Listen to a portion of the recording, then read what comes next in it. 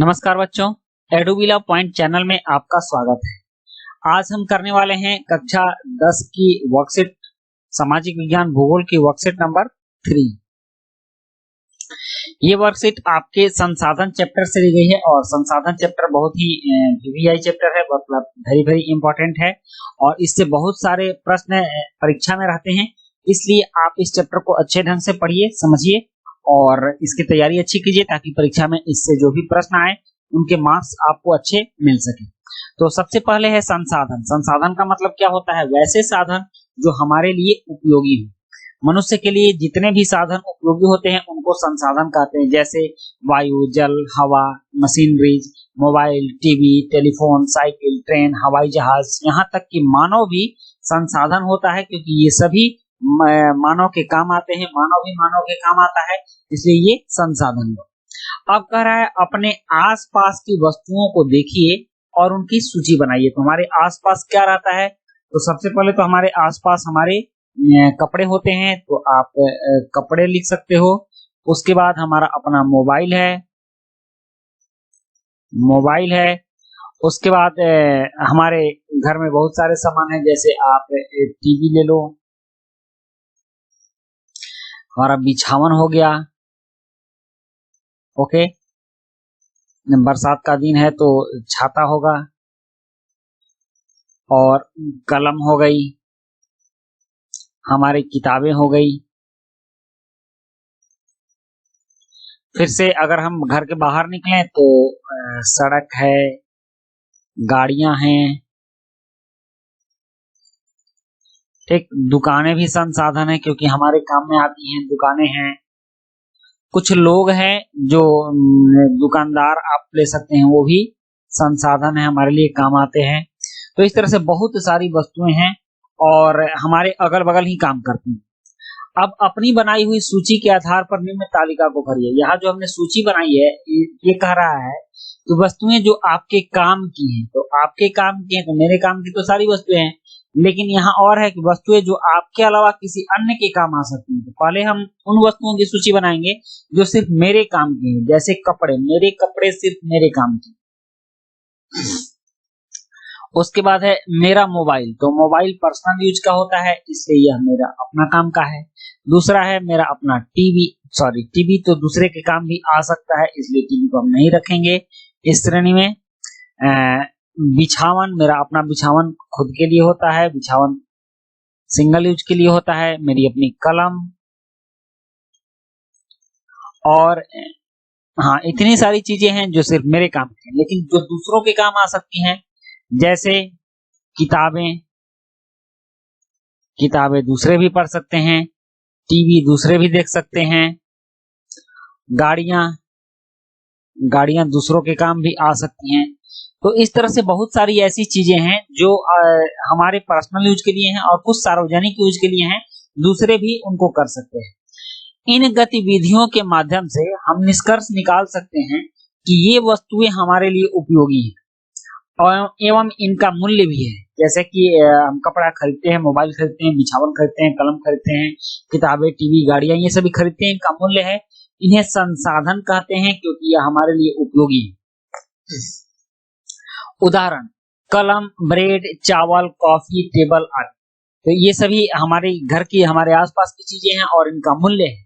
उल्लेखनीय है कि मूल्य का तात्पर्य सिर्फ उसकी कीमत से नहीं है बल्कि उसके महत्व से भी।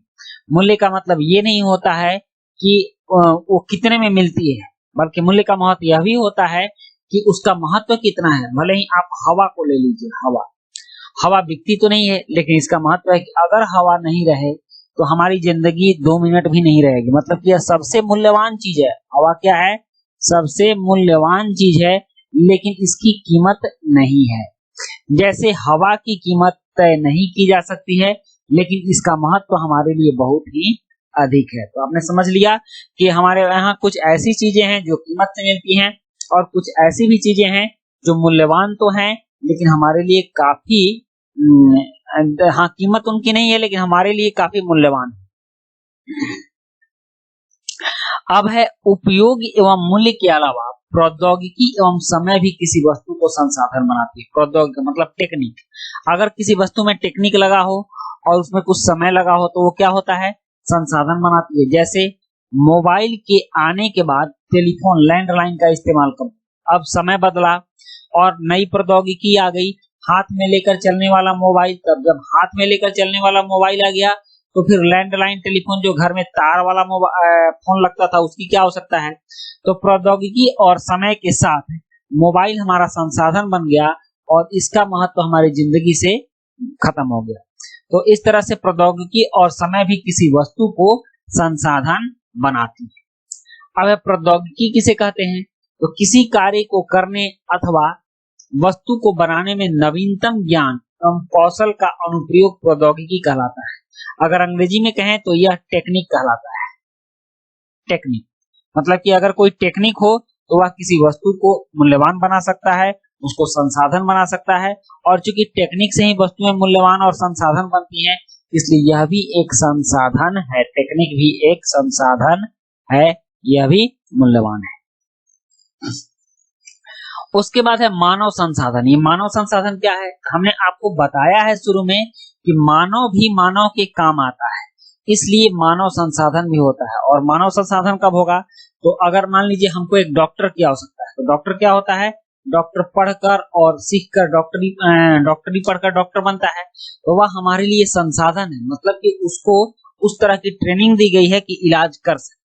तो मानव संसाधनों का उपयोग करता है, लेकिन संसाधनों के निर्माण एवं मानव के लिए उपयोगी बनाने में मानव की ही महत्वपूर्ण भूमिका होती है। अगर कोई भी संसाधन बनता है तो किससे बनता है, मानव के द्वारा ही बनता है। अगर कोई कल कारखाना में सामान बन रहा है तो उसमें आदमी भी लग रहे हैं, तो ये आदमी मिलकर सामान बना रहे हैं, इसलिए वह आदमी भी हमारे लिए संसाधन है। मानव ऐसा तभी कर सकता है जब ऐसा करने का ज्ञान, कौशल तथा प्रौद्योगिकी उपलब्ध हो।